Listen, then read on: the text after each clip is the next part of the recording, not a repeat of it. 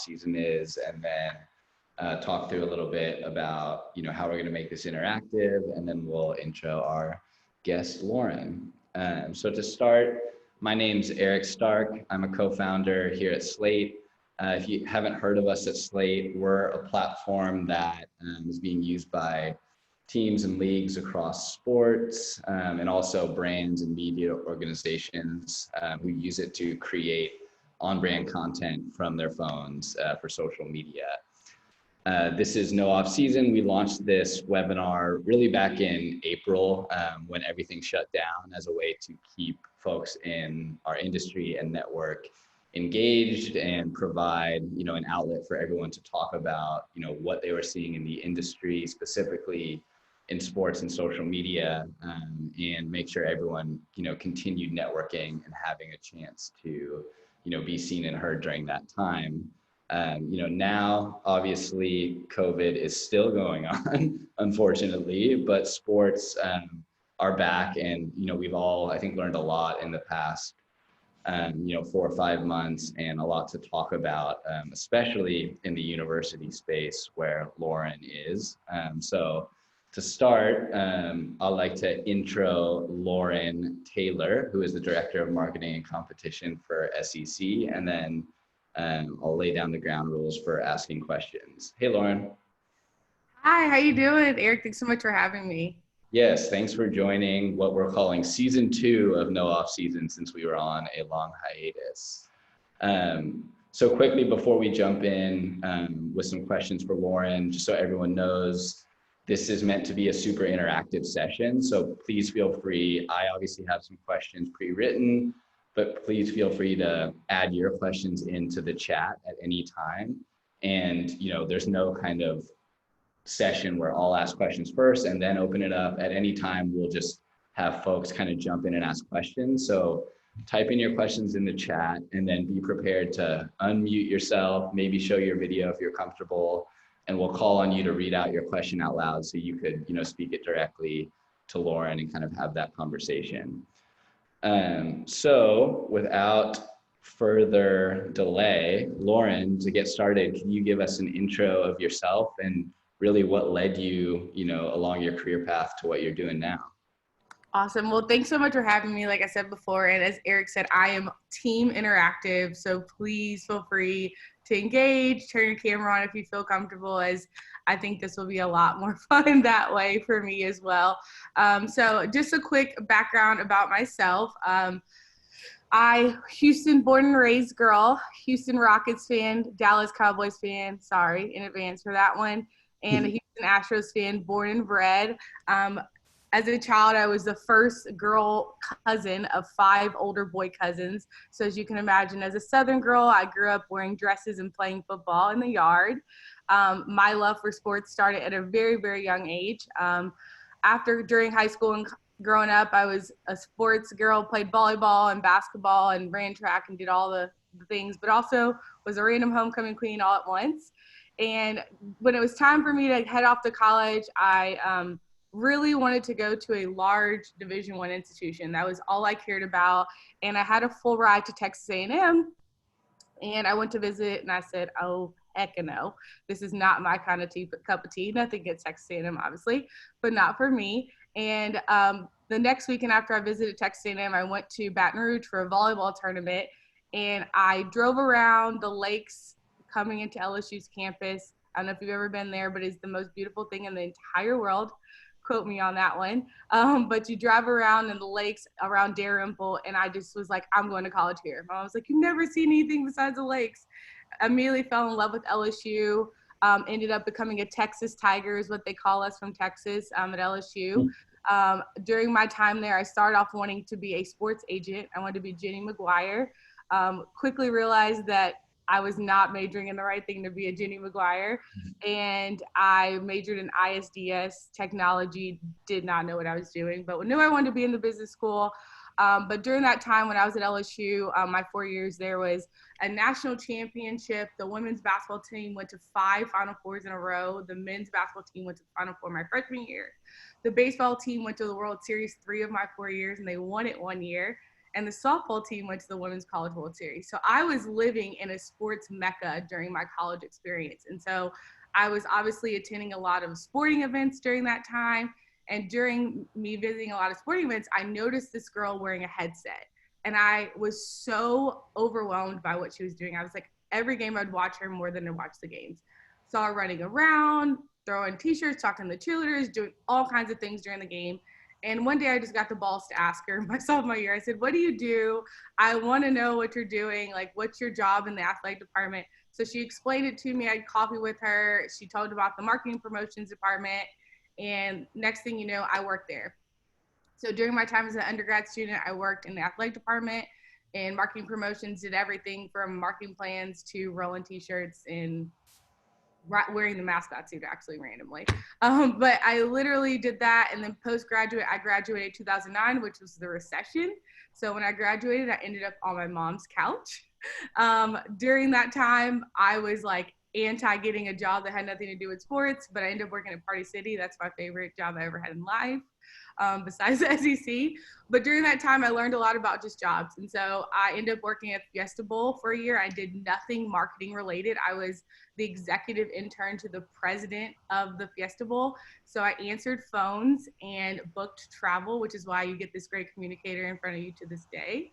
And during that time, I learned so much about college athletics outside of campus, right? So there's conferences as well as the bowl games and kind of all these different entities that touch back to college. And I learned a lot about that from what I had already just known from campus. After I finished that internship, ended up back on my mom's couch for another 6 months, and then got a call from LSU that there was a graduate assistant position open. So I went back to LSU, was a graduate assistant within the marketing department again, worked my way up. I always tell the story, after my first year of GA, my boss came into my office and said, hey, I got a job at Oregon. You're going to oversee all of football game production for LSU. At that time, I was 23 years old. I was still going to the college bars, drinking and like doing my thing. And he was like, you're going to be doing game day for football. And so he was like, I have 2 weeks to explain everything to you. And I was drinking out of double fire hoses at the time of him explaining everything that went into game day, everything that went into all the marketing promotions, just everything about LSU football at that time. And so during that time, I ended up overseeing all of the game production for LSU football. It was actually year one national championship, so it was even better. But I just did and learned everything at a really, really fast rate at a really young age. And so I ended up working LSU, doing every sport you can think of during my time there from a marketing perspective. And then working there another 3 or 4 years. And then after that, I got a call. I went to the University of Maryland in College Park. And while I was there, I oversaw men's basketball marketing, as you guys may or may not know, of the flash mobs. If you haven't, definitely Google Maryland flash mobs. It's what they're known for. And I oversaw the marketing department there and lived in DC, lived my best brunch life every weekend. And then a couple years ago, someone that I work with at LSU contacted me to tell me that they were creating a positioning of director of marketing. If you can believe this, there had not been a director of marketing at the Southeastern Conference. And Wow. So they were creating this position for someone to actually oversee marketing and branding and kind of like re-engage and kind of like overhaul all of our production for our championships and the way we think about our social media and a lot of those things. And so here I am. I've been here 3 years. So my day-to-day job is kind of in 3 buckets. Obviously, about 50% of my job is marketing. So that obviously includes all of our production, branding, advertising, working with our neutral site championship partners. Then about the other 50% of my jobs are all these really random things. So I'm a sport administrator for volleyball, women's tennis. So that means I'm knee deep in COVID planning right now. And then about the other 25% of my job is I work with our network. So I work behind the scenes with their marketing department and social media teams, as well as programming and production and kind of a lot of miscellaneous stuff. So I have my hands in a lot of different things and I see the landscape, but obviously most of my job is focused on marketing, branding, production from a conference standpoint. So I gave you a long one because I think that hopefully helps set the table of why I think they even asked me to do this in the first place.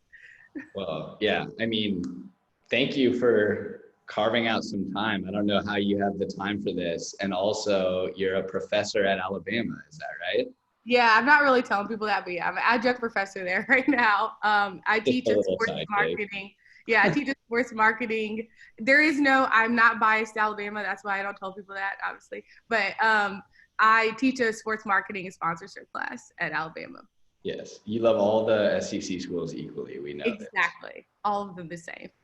Awesome. Well, wow, that's a really great story. I think, a lot of obviously like helpful parallels to the current situation. You mentioned you came out of college and during the recession, and it was like a tough time to find a gig.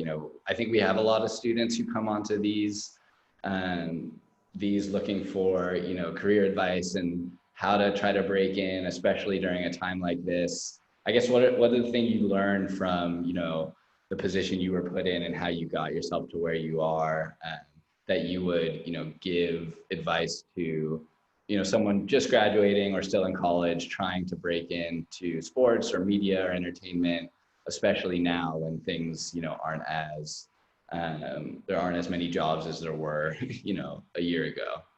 Yeah, that's a really great question. Um, I would say like there's kind of three things I think about. So the first thing is right now you have a lot of extra time, right? I think back and during that time when I was sitting on my mom's couch, I obviously worked, but I taught myself like Photoshop during that time. I learned how to take pictures. I tried to learn as many skills that I didn't have. So I always tell people, while you have this time, take a Corsica, go take an Adobe shop, like class of like how to use some software you don't, because that is so important, especially in the content age that we live in.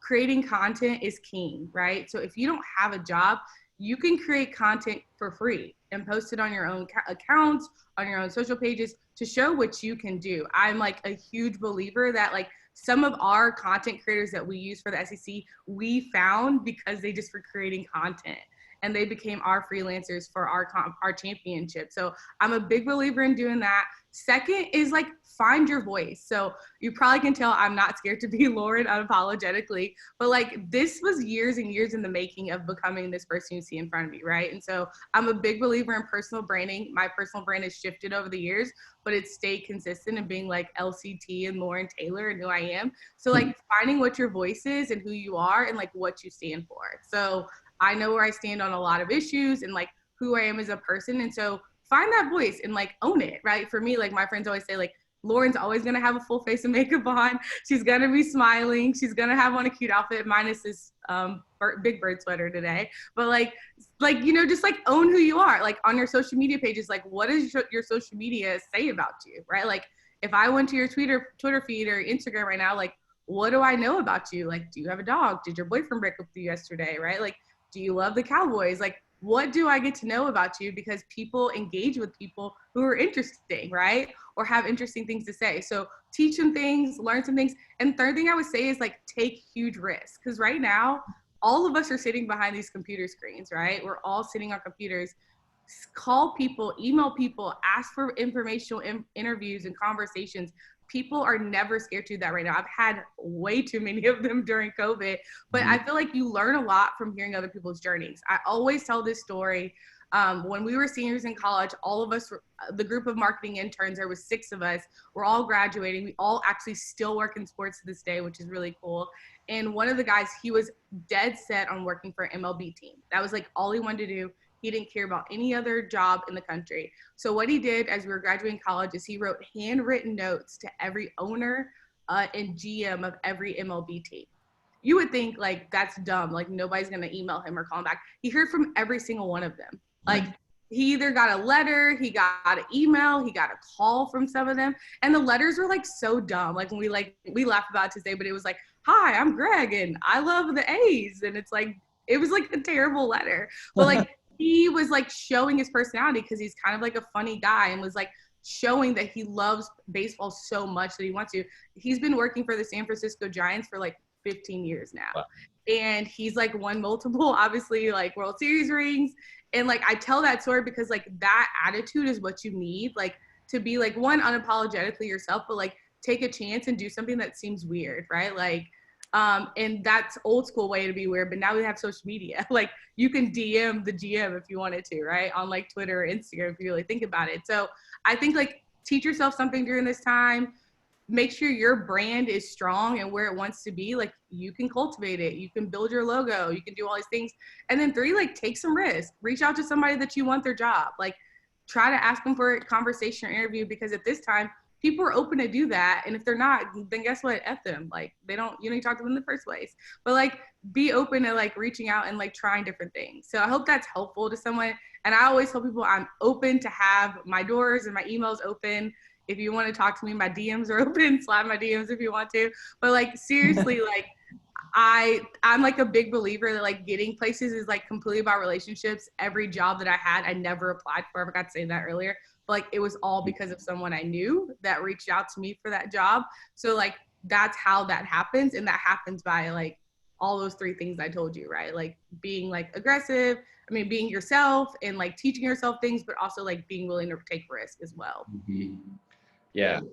Yeah, that's all really good advice. And like you said, I think, if you are looking to reach out to people and have those conversations, you'd be surprised at how many people are willing to pick up the phone, hop on Zoom and chat about their own career path and give you career advice. And you stay in touch with those people down the line. And as jobs come up, you're closer to them to ask them, hey, do you think if this is the right fit for me? Or they may think of you and pass stuff your way. It can never hurt to get those perspectives. And there's so much you could do with your time, so many skills you could learn when you're not working for a sports team or in sports yet. I'm proud of you for saying F. I thought you would say the actual word. You told us you would curse like a sailor, and so far you have been very PG-13. I also think that DM the GM should be like a mailbag content series that an NFL team does, where they sit the GM down and they take like questions. Maybe it's like Instagram story, like questions come in and they call it DM the GM. I think we could sell that to a sponsor for sure. You need to trademark that. That. Yeah, that's going to be a thing. We'll see that somewhere soon. Okay, so I guess getting into kind of your life at the SEC and just in working in college sports in general, I'm curious, what's kind of the biggest difference for you in working at the school side of things versus working at the conference level? And do a lot of people at the conference level kind of come from the school? And do you feel like you have a leg up if people really don't understand what it's like to work for the school, but just work for the conference? Yeah, I feel like most people either have only ever worked at a conference office in our office or have been on campus and then jumped over. We also have people that have kind of had jobs not even in sports. Some of them have jumped over. I would say the biggest difference from like a marketing and social, because I feel like that's more of the people that are on the call, I'm assuming, is from like campus perspective, or even just like think of like if we're taking the NFL or an NFL team, right? Like same concept for both of the leagues, is on a team level, you're able to really like hone in and focus on like individual players and like your fan base, and the way that you engage with them is like you can be annoying and obnoxious or like a homer, right? Like you can show your support of one team over the top because that's what you work for, right? Like you only work for one team. But from a conference perspective, we have 14 institutions, right? So everything we do, we have to be like balanced and show equity and find a way to really like balance what we're doing in all the ways. But there also is a way that because of our conference brand over time, we've been able to show all of our schools, but find our brand in comparison to other conference brands. So I'm sure you guys have seen like It Just Means More, and it's like now that's like underlying jokes with a lot of people too, of just like, it just means more, like when something happens.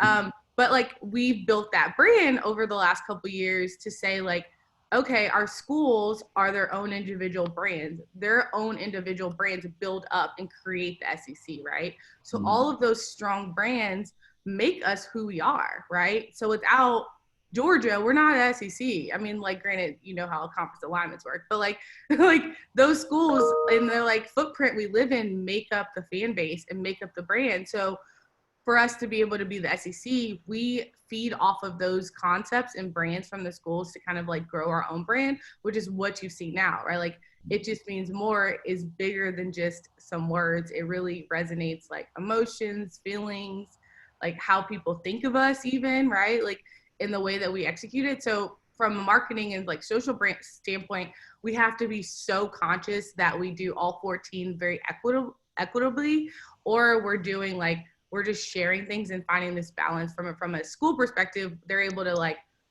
Georgia all over the place and do all the things that they want to do and highlight players and maybe even get a little more nitty gritty, where we're trying to find this like balance that exists to show like all of us, or like showing everybody in the same kind of like equitable way, so that you're consistent on it. And you could probably, if you go look at any other league, like even the NBA and like college leagues, you can see that that's what they're doing. Like trying to find this balance where you're trying to highlight obviously people, but trying to do it in a way that makes everyone feel like they're part of the story. Mm-hmm. And then what about like the SEC brand as its own thing, as separate from the school? How is that? How do you approach that? And is that, I would assume it's always secondary to the schools as a whole, but SEC has a logo and an image in and of itself. And how do you balance that versus, just kind of bringing up all the schools and making sure that, their brand winning is the SEC brand winning also? Yeah, because of our brand equity is actually like so high. Like our agency we work with like tracks our brand every week, and it's insane how much our brand is like used in good and bad ways, right? So people, like we live in the political we live right now, so people are like, look at those SEC states and what they're doing, right? But then there's like the other end where it's like, when you think of a national championship, you're thinking of the SEC, right? So there's like these two ends of the spectrum. And so we've really taken, like, since our It Just Means More campaign, which is about 4 years we've had that campaign has become, I would say, our tone and tenor of who we are. So like we use messages like, the big stage feels like home field to us. Like that's kind of a shot if you think about it. Like that's a shot at someone, or like we the home of more, right? Like that's simple words, but that actually means a lot, right? So like our tone and tenor of our own brand still represents our schools, and we're bragging. Like that's our way of doing, like, it's almost like this little like, we're here, and we're here, right? Like we're very much like, that is our tone and tenor, and our network kind of amplifies that for us. Like if you go look at it, I always say like we're ESPN and they're like Sports Nation, right? Like there's just like this banter that exists between the two brands from a social perspective. But like we try to think of our SEC brand as its own. So like we've really invested since I've been here over the last 3 years, really invested in like our merchandising and like the way people look at it. So like we've actually, our highest selling item on our website right now is like the most basic gray t-shirt with an SEC logo. Like during football season, you cannot find this shirt like at boutiques. It's like, it's so simple, but like it's always sold out. Like if you go to some of our events, like people are wearing it. Like I know Bailey's like at an SEC school, she may see people wearing it. Like it's such a simple tee, but like it fits our fan base. Like think of a girl on game day wearing like a cute skirt, a SEC t-shirt, and like her little boots, and she's like looking cute, right? Like we found these ways to engage, and that's been done through like influencer campaigns that we've utilized and different ways that we've tried to like grow our brand. And so now our other competitors, like the other A5, have started to be like, wait, hold on, like what are they doing over there to like grow their brand? Or you think about the chant, like the only conference with a chant, right? Like that's one of our big taglines in the more. So we try to use all those things, right? Like what our fans are doing that build it for us, the equity, and then how do we build our own equity through like merchandising. We always buy like billboards and ads in cities. So like when the Super Bowl happens, we bought Super Bowl like digital ads in the cities every year, and we put up signs that are like the most #1 draft picks every year. The most, like we just like, I mean, like we want you to know we're here. Like this isn't just like, oh, we're at our championships. Like we're trying to do it. So like Final Fours, college World Series, the national championships. Like we want you to know that like, yeah, our teams are here, but like our brand is like national. One of my favorite projects we've worked on, and I'll stop talking, is, you guys may remember, I think it was 2 years ago or maybe 3 years ago now, College Game Day did their first ever show in Times Square. And we bought the freaking block, like literally bought the block. Like, so we just like called our outdoor contact and was like, hey, we want to paint as much of Times Square as possible without like breaking the bank, obviously. And he just like, we had all these weird size banners and they all had our school logos, like our normal branding and linen font. And one of the shots the game day showed, the entire show kept showing our ad behind them. And so my peers at the other A5 conferences are like, really, Lauren? Like, really? You did that? I'm like, yes, I did. Of course I did it. So like, I'm using that example to show like, for us, like our brand is obviously important on social and like in our championships, but we realize like we think of ourselves and our agencies like, you're a global brand, you're a national brand. Like you're not just like this like footprint within the 14 states the 12 states that your schools are in. So how do you grow that? And so we've kind of taken this attitude and our agencies really pushed us to say like, how do we get there? Like we gotta like use those things to do it. And the way that we continue to measure our success is like through our merchandising sales. Our engagement on social media is like insane. I mean, we could tweet like a football logo right now on Twitter. It'd have like 20,000 likes. Like, I'm not even kidding you. Like, if you go look, just do that for the sake of this this thing. Just do it right now and put the link in the message. Sammy would kill me. She'd be like, "Why is there football on our?" No, but like seriously, like it just people are like waiting, right? Like they're hungry for certain things. But then there's the opposite end, right? Like with everything that's going on socially from like racial and social injustice perspective, the opposite happens in our league, right? Like we are like anti of those things, not anti, but just very cautious, right? And very, how does that fit in our brand? And how do we say that without blowing up our comments? If you ever want to go read something, go read our comments. They're always and so I say like that's how our brand's evolving and it's still changing. Like we're in the process of getting ready for Saturday, and our brand campaign this year, our conference messaging is about social like racial injustice.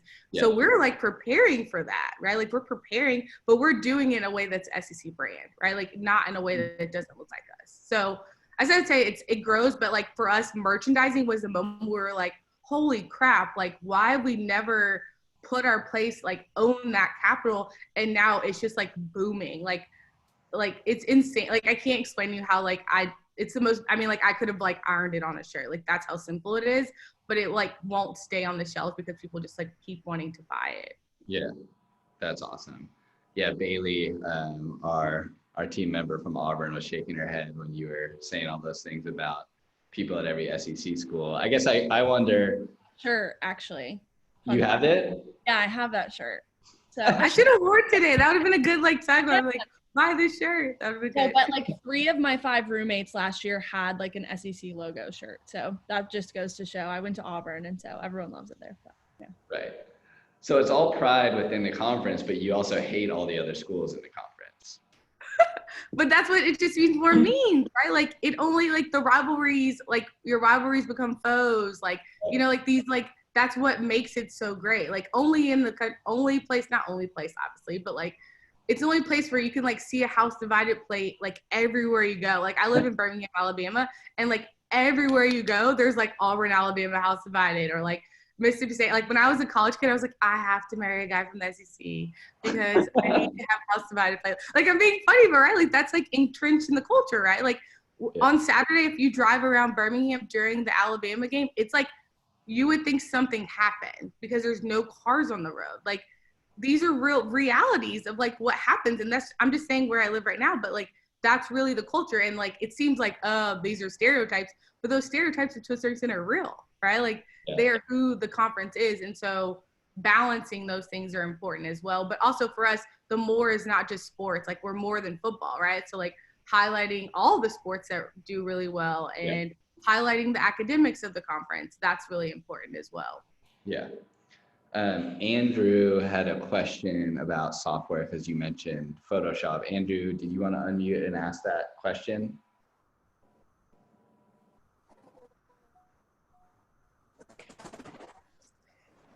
Yeah, sure. Hey guys. So I just wanted to figure out if there were other software besides Adobe that a lot of the marketing directors nowadays use. I would say like I'm like most of the other software that I'm used to that I use are more of like project management tools like Basecamp, Airtable, like those kind of softwares is like what most marketing people are using outside of like creative content. I'm also like a big believer in like keeping it simple. If you can't have Adobe, like using like Google or like Google Docs and some of these like Canva. I was like teaching this girl today. I was like, you don't got to really know Photoshop. You just got to be resourceful, right? Like you can make yourself look good nowadays. So like there's a lot of other things out there that don't have to be extremes, or obviously video services. Like the first video I ever edited was like on iMovie, right? So like use what you got sometimes, because that's like teaching you skills of like being creative and how you do it. You don't need an iPad with a pencil and a Mac. You don't need all these extreme softwares. You just need to be able to use your brain and kind of what is helpful to you. So I hope that's helpful from that end. Cool. AJ had a question. I think you kind of answered it with kind of like merch and social media numbers that you're seeing. But AJ, did you want to ask that question and specific to those campaigns? Yeah. AJ, the other SEC teammate from Arkansas. I guess, yeah, when you're looking at those campaigns, right, you're buying up billboards and, you know, digital ad space and whatnot. Like, I know you mentioned merchandising. How do you measure the success of those campaigns? Like, what are some KPIs that maybe you guys look at before and after? And then how does that compare to something that you might do on a social platform like Facebook, Instagram, things like that?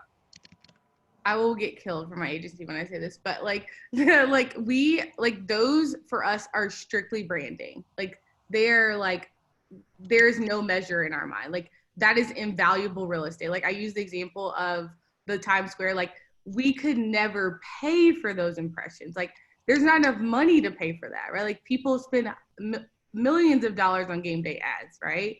And what we paid was a drop in the bucket for the exposure we received, right? And also just the chatter. Like I remember like during that time, because we get our weekly social reports, our social report that week was like, okay, this was what we bought, right? But like, look at the chatter engagement that it caused for not SEC fans. Like where the map was talking about it most was like Midwest and then on the Northeast. Like it had nothing to do with our fans. Our fans were talking about it, but they were saying like, whoa, that's really cool. Look at our school's logo. But the other conferences were like, what the hell? Like, that's so annoying. Like that was the tone. And it's like, for us, that's a win, right? Like we want you to talk about it, good or bad. I mean, it's all PR. I would say from like a digital standpoint, I would say merch is really one of our big places. Tickets for us is not that much of our focus. I hate saying this out loud, but like we sell out our football championship and our men's basketball championship. So like we're not having some of the same issues as our counterparts in other conferences where they're having to do those. So like for us, we're really using it from like a merch perspective or like driving eyeballs to our network, right? Like that's where we're focusing a lot of those digital assets on. So try to use that. But like for us, engagement on social is like king. So like as long as our engagement numbers are through the roof, like it's a win every single day, no matter what. The biggest thing right now is explaining to people just because we have the most followers and high engagement doesn't mean that everything gets engagement, which I'm sure everybody knows that on this call. But, you know, just because you put something on Twitter doesn't mean because it's from the SEC, everybody's going to like it or engage with it, right? So being like having a lot more like quality versus quantity has been like a focus in the last year.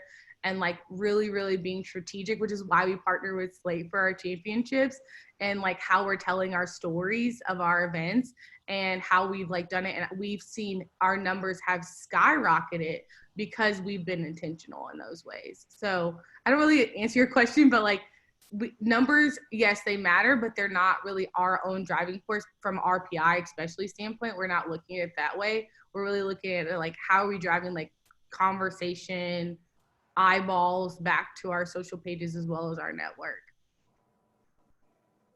Thank you. Awesome. Yeah, that's super helpful. Yeah, while you were talking, I also remembered another software tool that teams use called Slate. It's super cool. One What the next question I had was social media and how you see that like growing and changing, especially since you started at the SEC.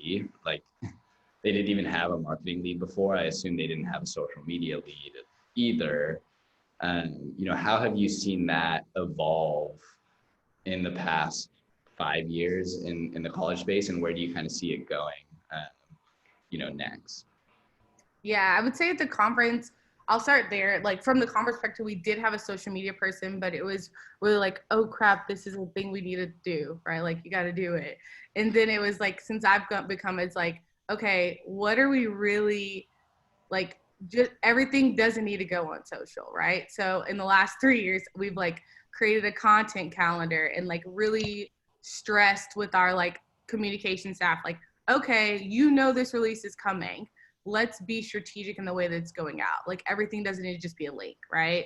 Everything doesn't also just need to be a graphic. Sometimes copy works really well. Like just like finding what works. And so like we find that our eyeballs go to our page. Obviously, like everybody knows this football schedule is going to come out, right? Or game days, our page becomes like this like ESPN hub for some reason. Like people want the information there. They're like in our mentions, like, what's the score? It's like, go to ESPN. Like we're not posting the score every 5 seconds.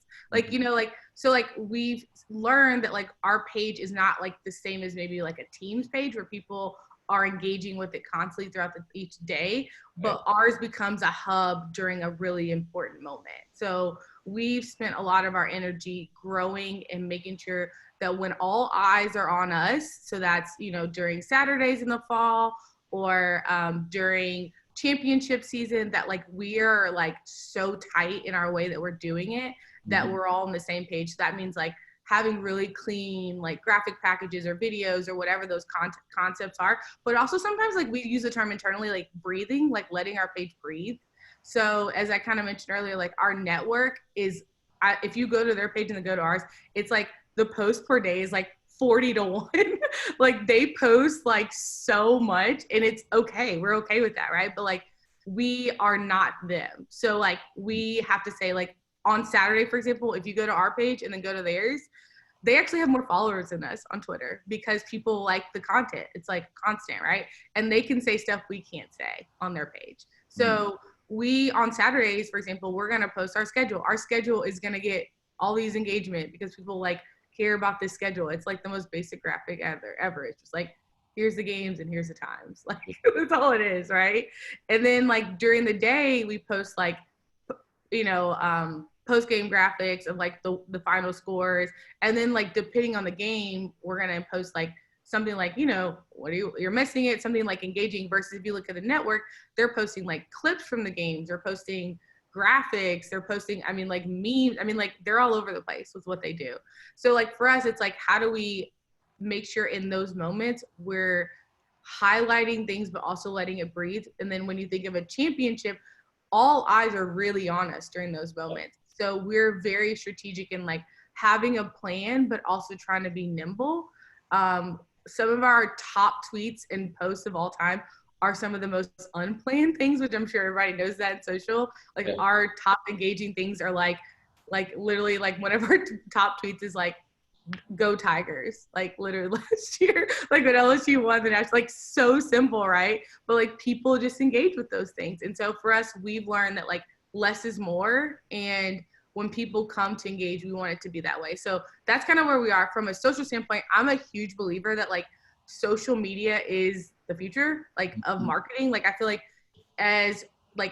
marketers have to, if you're a traditional marketer, you have to truly understand social media. But if you're maybe a new age social media manager, I would really challenge you to really understand traditional marketing. I think there's something to be learned from the two joining together and like have a good marriage and foundation. I think new social media managers are like, oh, you can't put that on there. You can't do this. You can't do that. It's like, wait, there's a place for everything in here. It's just making sure you're finding the right timing, the right platform, the right execution of it. So I really challenge people, depending on what side of the aisle you are on, to kind of like understand the value of it. I would say social media also in our current landscape of COVID and where we are as a country has become the epicenter, right? Like I don't know about you guys, but I'm going to my phone if my friends text me to say breaking news, like I'm going to Twitter first. Like I'm not like turning on CNN on my phone or my TV. Like that's where I'm going first. So how, as like from a sports industry, how do we engage with people in that way is so key. And so how that looks different. And then that goes back to my original about who you are as a person. What is your voice? What are you saying? How are you engaging? What are you thinking? What are you saying? What are you doing? And like owning that. And so from us, we've learned our voice is not to be super like over the top, but how do we find like this balance that shows both of those things? And so I think from a social media standpoint, like for the future where we are is like content creators are king. Like to this day, I'm always like, I need to be a better content creator myself. Like, and then like knowing the platforms, but also understanding the foundation of marketing and how social media is just one piece of the overall marketing puzzle, but it also can be a good or bad tool depending on how you utilize it, or it could be underutilizing it. So I hope that answers your question about kind of where social media kind of lives and is for me in the future. Yeah, no, that's super, super helpful. And I think it's really good advice to say it's great to be, you know, someone who posts on social or interested in social media management, but to really take that and turn it into a career, like you need to understand how social fits in with the rest of, you know, an organization's goals. And that may not always align perfectly with the best piece of content that's just going to perform the best at that time, right? And I think as a social media, someone who's posted to brand social media before, you get really caught up in, you know, it's instant gratification to post something and see how many numbers it gets back, right? And you want to like keep that going and growing, but there has to be a balance in how social could achieve bigger organizational goals. And I think the people that understand that are the ones who, you know, obviously are doing the best thing for their organizations, and personally are able to grow more within the organizations as leaders when you could find that balance. Yeah, I think about like the examples I always think about is it's easy in our world to be like more is what's best, right? Like more posts, more likes, more all those things. But like some of the strongest brands, if you go to their feeds or go to their like platforms, like they don't do a lot. They just do it consistently and they do it on brand, right? And so I think that's like such a really good lesson to remember. And even for your personal brand, like I think about mine, like I look back at like old tweets and I'm like, I was tweeting like a maniac, right? And it's like now I want like quality over quantity, right? So like if you really scrolled my timeline, I'm not telling you to go do that, but like you would see like I really focus on like what I'm posting and like making sure it's like quality if it's like original content, or if I'm actually a part of a conversation, right? Like what's happening in the world, that I'm like really strategic in what I'm saying, that it's like actually still within my voice, right? So like the same goes for a brand. So like quality is so key in making sure that people engage with it, because that's important. Like I think about the Blockbuster tweet, right? Like a couple weeks ago, like they haven't tweeted in like years, and they like tweet, and it's like so on brand, and it like hits, and it's just like, wow, that's so smart, right? Like less is more sometimes. So Totally. Yeah, absolutely. We're definitely big believers of like defining your brand on social media and how important that is, especially as it gets more and more crowded with so much stuff. Like sometimes less is more, and making sure it is, you know, consistent to the voice and the messaging that you want to get out there. Andrew, I think, has another question. Andrew, feel free to jump in and ask that if you're still around. I will read it. So Andrew is asking, what is the most popular asset? Yeah, I'm still here. Oh, So I go on. I think there's a little delay. yeah, there's a little delay, but so I interned with the Frisco Bowl game just outside of Dallas here last fall, and was kind of curious going in the sponsorship area, what asset today is really I think the most popular for companies these days? Is it something live in stadiums, being signage or commercials, or is it more going online and digital type stuff? I think there's a balance that's existing. I think pre-COVID, you would see stadium is still really important, right? And from a sponsor standpoint, because of where we are now and the lack of fans, they all are flocking to digital in some way. I think when you think about the sponsor signage, it's maybe not the platform as much as what their reach they're trying to have. So I think it's important to understand, like, I think of social media content, like some sponsors just like put my logo on there versus like having branded content that makes sense for their brand, right? Like if Velveeta's sponsoring the cheese cam, that makes sense. But if we're sponsoring like the fourth down, like, you just threw their logo on there, right? Like being like smart in their sponsorship. So I think there's like this balance is occurring that, like, I'm not really answering your question, but like the two live together, but they also live separate. So like, how can you maybe take a Velveeta cheese cam in venue and repurpose it on social so they're getting bang for their buck? That's like a highlight reel of these smiles, or a hashtag that's showing people smiling on Twitter, right? Like those two things are the same exact engagement concept, but you're getting it in two different buckets. So I think when you're thinking about that, I always think about, like, from a social media perspective, I deal with our sponsors and they're like, hey, we want this. And then it's like, well, let's talk through this. Like, what do they really want? What do they want to engage with?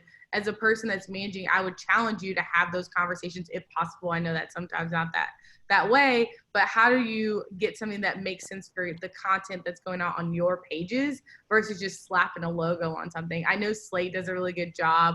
I'm giving you guys plugs you didn't ask, but like they do a good job on like Instagram stories of like tying in sponsors without it feeling like it's like forced, right? Or it doesn't feel natural. So I think it's important to find that like balance of the two, where it's like, okay, yes, in venue we do this, on social we do this, but how can we find this way that they're married so that they're like getting both bang for the buck within their agreement and their sponsorship?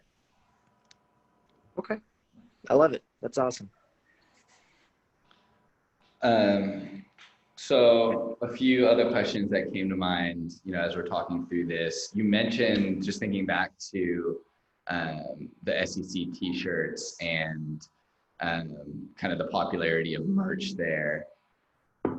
Thinking about the shifting landscape, and like obviously your own social is important, your school social is important. What's your take on kind of the influencer space? How do you define, I guess, an influencer for the SEC? And how have you started to work, in that space? And yeah, just tell us a little bit about your thoughts there and what you've seen and I guess what you're doing. Yeah, we've done two really big influencer pushes. So our 2018 SEC championship game, it was a rematch, Alabama, Georgia. So it was like perfect timing. We were launching a rebrand of that shirt I was mentioning that had like our established year. It was through, I cannot think of the College Colors, I think is the name of the company, but there's like a company and they were doing it. And so our CLC, our licensing rep, was like working hand in hand with me on, hey, what if we did an influencer campaign? So we essentially brought 12 influencers that all went to SEC schools that had over 100,000 followers on Instagram. And so what they did is, leading up to the game, they like promoted that they were going to be there and that there was a special release coming out that weekend. And we tied it in with a couple of the institutions as well that did like throwback style shirts as well in the same time frame. And so we kind of gave them a VIP. So, tying in their kind of influencer concept where they were the night before doing like a photo shoot on the field so they can have content for their feeds, but also on game day, they were like on the sidelines. We did like all these like tie-ins during the game, like a real time, like video board, like promoting our shirt, but they were like on the field, like wearing it during the game to kind of show how it was done. And then like we sold out of that shirt in like a weekend. And so we use that same concept for a basketball tournament in Nashville, but we focused on our with pinwheel shirt, which we have not printed that shirt in like a long time because that logo we're trying to like kind of phase out. And so essentially it was like a throwback concept, and we did the same kind of concept where we invited some girls. We didn't use men. We're still trying to figure out that, because what we're trying to tap into, obviously women buy more clothing. And so trying to engage with that demographic is obviously one of our focuses. But we've seen like huge engagement numbers.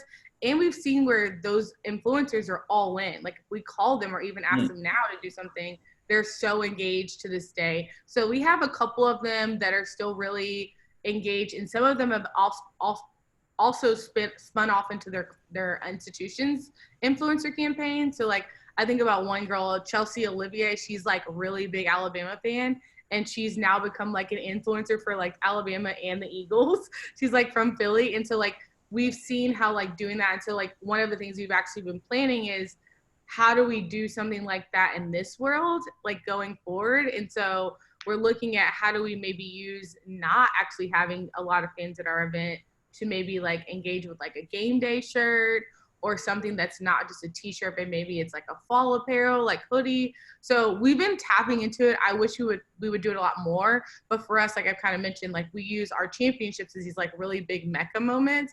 And so like those are where we see like huge jumps in like our sales around those events.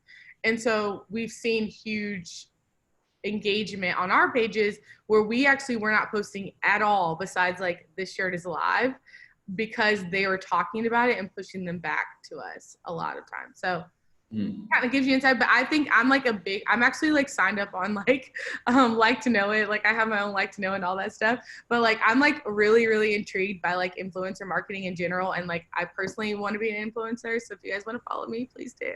But like, I really think that like influencer marketing is the future. I think right now, because of like people's financial pocketbooks, the way that it's going to look is going to look different, right? Like how people maybe engage with it are maybe not the same way in the future.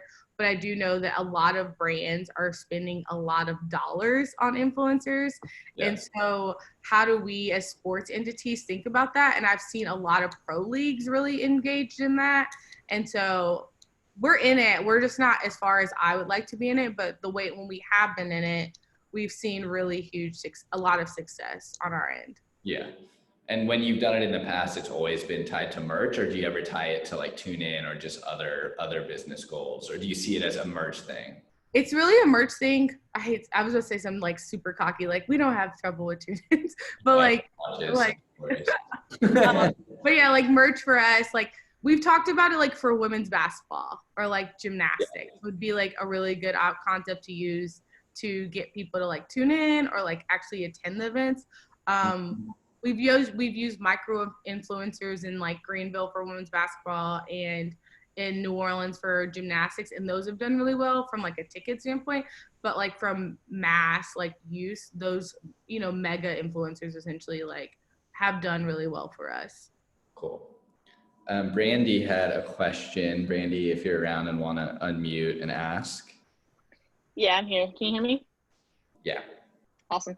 Yeah. So basically just which social media platform do you see like the most engagement? Like basically out of the top 3, right? Like Instagram, Twitter, and Facebook. And then just because you mentioned Twitter a lot. And so I don't know if it's just your industry that's like the go-to, or based on your demographic, most people go to that platform over Instagram. So it depends on what we post. So we found that like Twitter obviously does really well on game days for us, just because I feel like Twitter does well for everybody on game days because it's so real time. But when we have really long form things, or like really, most of our videos do better on Instagram. So like our stories, our numbers on our stories during our championships have been really, really good. But those are because that lives better on that platform, right? So like people want to go watch a video or like engage with it in that way. So it depends on what we're posting. Facebook is still old people. I hate saying that. But like if you go to our Facebook, like we all know, the algorithm for Facebook is just like, I hope nobody from Facebook's on here, but like absolutely trash, right? Like, and you like post something. So like for us, like we don't even really, we post on there because you have to, right? Like you can't not like use that platform, but like we really limit our content on there because it just gets lost. Like, and no matter how much money we've spent to make sure it doesn't, it still does, right? And so we've really tried to focus a lot of our attention on Instagram and Twitter, I would say, is like the bulk of our content. And then depending on what type of content it is, we'll kind of push it out. One thing we do believe in is our feed on Instagram is like super important to us. So we're a big feed visual people. It doesn't look that great right now, but it will look better soon. But like, if you scroll back, you can see like how we've really like taken time to like make our feed look really good. And so Instagram feed, we're very conscious of what goes on there, but we'll post on like our stories a lot more for sure. Cool. Thank you. That's Okay. awesome. Yeah, it definitely seems like there's so much content that, you know, is just getting captured on a phone these days, like you said, and that could perform well anywhere. And it's just a matter of making it consistent. I know we only have a few minutes left.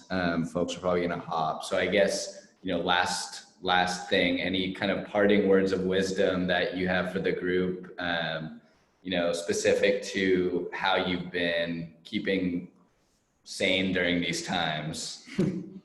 Buy Peloton. That's no, honestly, just like, this is such a weird world that we're all living in. I think it's so important to remember to give yourself grace, like personally and with work and everything. And then really just trying to find balance.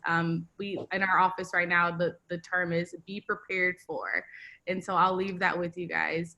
And that has to do with life and work, but just be prepared. There's a lot of things that are going on, and our world's changing by the absolute moment. And so try to remember, give ourselves a lot of grace, put on some clothes every now and again if you're sick of wearing sweatpants. It makes you feel better, I promise. Go for a long drive. Tweet whatever the hell you want to tweet. That's what I've learned during COVID. I'm sick of being part of the brand. I have to do whatever I want nowadays. But just seriously, like, I'm also like open book. I can leave my email in the chat if I feel like people are jumping off, but you can share my email, and like, it's not public. That's why I'm saying that. So like, you can have my email if you want to reach out or shoot me a message on social. I'm happy to have conversations, and I hope that I've been engaging and shared some good nuggets for you guys to take back. Yeah, that's great advice, and you've been awesome. I feel like we should have you on every week, and we could just have this be like a talk story with Lauren Taylor instead of rotating guests, because we have a lot more we could talk about. I'm happy. I'll make sure I join it for one of the other ones just to be a part of them, for sure. Yes, please do. Awesome. Well, thanks everyone for joining. We don't know exactly when the next one will be, but you're all on the email list, so we'll be sending out info. You know, we used to do these every week. I don't think we'll go at that rate. Maybe once a month. We're still figuring it out, but everyone will be notified. And this session is being recorded. We'll post it to our blog and send everyone an email with that, and with a link to Lauren's unfiltered Twitter, as well as her LinkedIn page, so everyone could connect with her there if they don't get a chance elsewhere. So thank you all for joining. Thank you. Do I need to stay on? Yes, you need to stay on for another hour. We're going to debrief how that went, and then we're going to do it all over again. No, you don't. Can I get a cocktail if we're going to debrief?